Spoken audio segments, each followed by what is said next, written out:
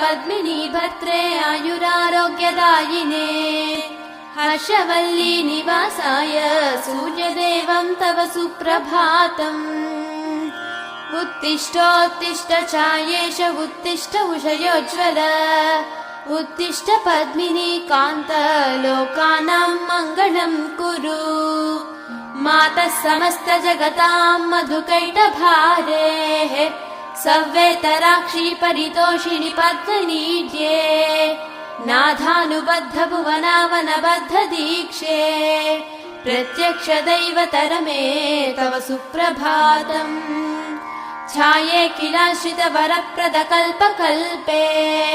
विस्वाप्तधाम निलयामल दिव्यभासे आयाहि शीघ्रमघनासिनि संश्रितानां श्रीसूर्यदैवतरमे तव सुप्रभातम्।